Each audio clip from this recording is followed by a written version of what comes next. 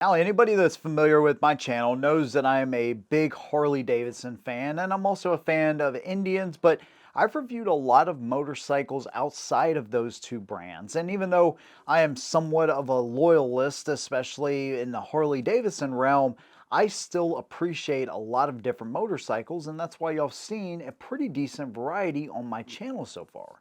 But there's also some bikes I come across that I absolutely cannot stand. And so this is 7 things that I really hate about the Kawasaki Vulcan Vaquero. Now, if you're just now seeing this video or this is the first video you've ever seen from me, don't take this with disrespect. If you have one of these motorcycles and you absolutely love it, we're on the same team, man. We ride two wheels and I appreciate that. This is just simply my opinion of this machine, and really just in a short period of time. And sometimes that's how it is. I mean, there's people that hate Harley Davidsons, and any review you've ever seen me do on this channel is not just glorifying Harley or even Indian for that matter. I talk about the pros and cons on every single motorcycle that I ride. And so I try to be as fair as possible. But this one just did not resonate with me, and that's what I'll talk about. Of course, I want to hear your opinion after the video, no matter if you agree or disagree, let me know. And if you like what I do, consider subscribing. You could also join us on Patreon or join the channel right here. Let's go and get into it. Now, all I ask is that you guys hear me out in this video. I'm going to start with what I hate the least and work my way to what I hate the most. One of the first things that I found on this bike that really sucks is the clutch. And so just like the hydraulic clutch on Harley Davidson touring bikes from 2014 to 2020, this one probably is actually worse. I mean, not only does it feel heavier, it engages almost all the way out. Now, if you're going in a straight line down the road or whatever, it's not really that much of an issue. But if you're trying to do low speed drills or you're, in stop and go traffic, this thing is really gonna suck. Now, I had carpal tunnel surgery done like 10 years ago, and ever since then, my hand strength has never been what it was before. And so I'm at a little bit of a disadvantage there, but if you have any kind of dexterity issues in your hands, I don't imagine that a lot of people will find this very comfortable. There's probably and hopefully some companies out there that make an adjustable clutch lever for this. Heck, I did it on my Harley Davidson too because I didn't like the way that one engaged. But at the same time, this is something that I would absolutely have to change. And one of the first things I found out on this bike that I really don't like. The next thing is another kind of mild one, and that's the color options because you get one. Kawasaki calls it the metallic matte midnight blue. And while it looks okay, I don't know of another manufacturer that only offers one color option.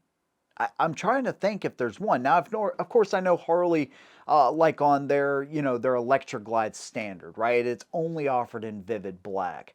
But this is like their cruiser model as far as Kawasaki, and it's offered in one color. Now, I've seen them in other colors offered. There was one guy I used to know that had one in like a teal blue and white or something.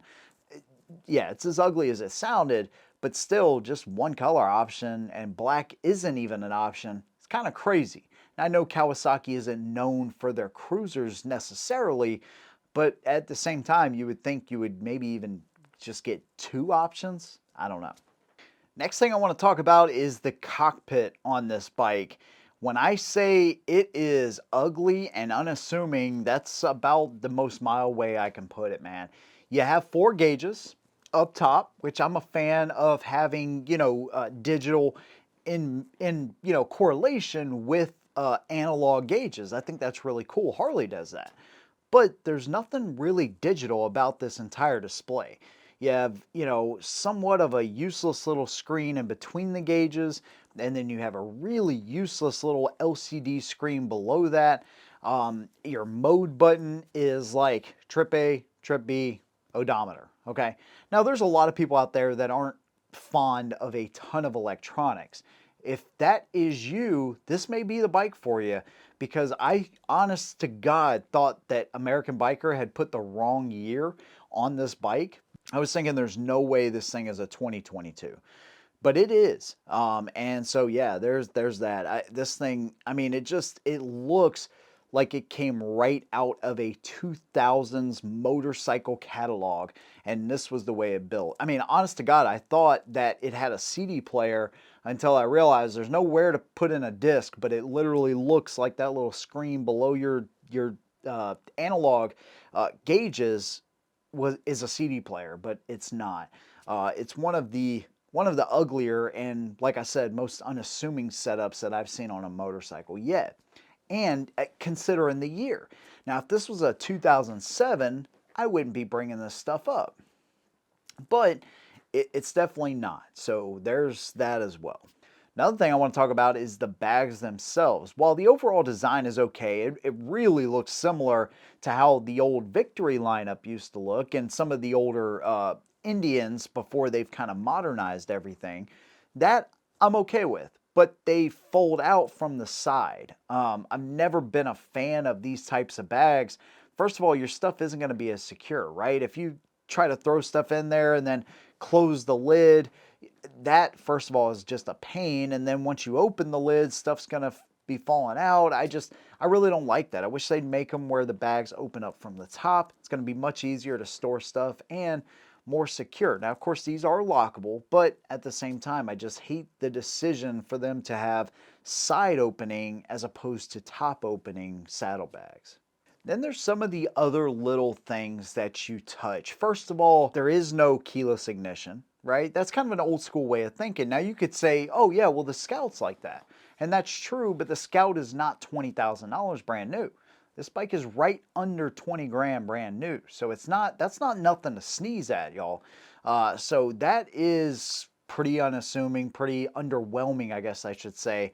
Also, the faux carbon fiber. I do appreciate the fact that the console's lock. That I can appreciate. But that carbon fiber is starting to flake and peel, and you're talking about a bike that's only, I mean, less than 2 years old. So that, to me, it just looks very cheap, and that's gonna run me right into the next thing, which is the fit and finish. Now, it has these really cool looking spoilers that come down, and then it's got like that chin spoiler right there under the radiator. I like the appearance of it. I think it looks good, but the fit and finish between that and the fairing, everything just kind of moves a little bit too much. It is not as solid as you would think it would be.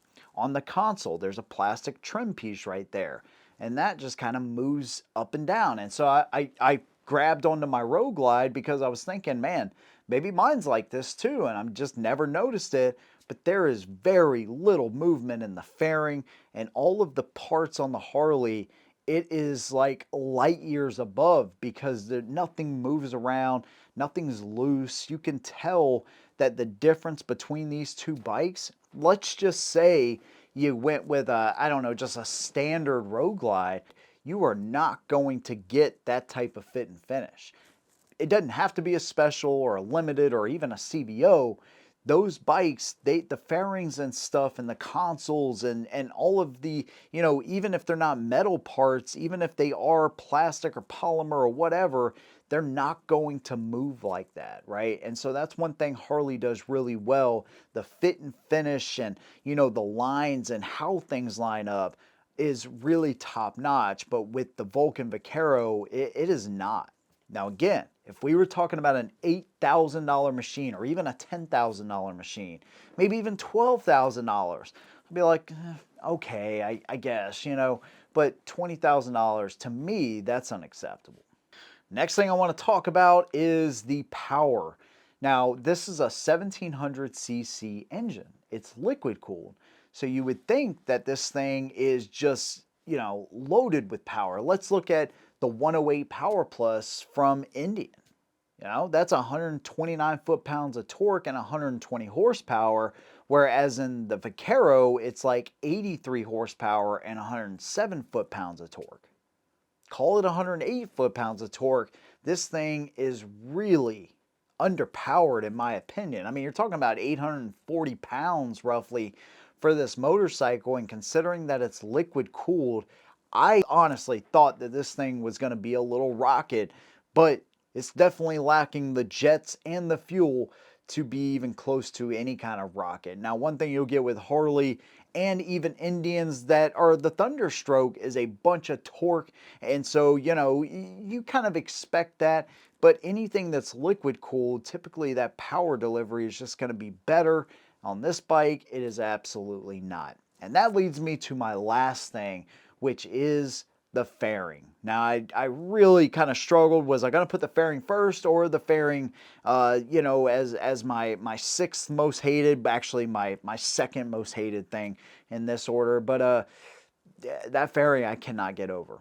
It almost has a Batmobile look to it. I don't know why I get that impression of it, but it's like an early 90s kind of futuristic thing going on. And look, I understand there's only so many things you can do with a fairing, but having these two bulging areas where there's either air vents or lights like the one I reviewed, it just is not appealing at all. I would even call it ugly. And again, that's just my opinion. I find this bike very unattractive inside and out. So that's where I'm at with the Kawasaki Vulcan Vaquero. Again, if you love this motorcycle and you're like, dude, I think this bike's awesome, that's fine, dude. I would not sit here and tell you to your face, if I don't know you anyways, like, hey man, your bike's a piece of junk, you need to buy a Harley, because I'm not the gatekeeper to frickin', what good looking motorcycles are. But with what I see with my eyes, I just do not like the aesthetics.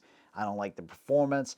I really don't even like the way this thing rides, to be quite honest with you. And I just feel a company like Kawasaki that makes some of the coolest sport bikes on the planet could take maybe a little bit more time and engineering to make a really awesome cruiser. And just the Vulcan Vaquero is not it for me. That's just my opinion though. I'd love to hear yours. Whatever it is, leave those things down below. And again, if you like what I do, consider subscribing. You could also join me on Patreon or join the channel right here and never have to leave YouTube. Big thanks to you guys. See you in the next one. And as always, hold 'em down.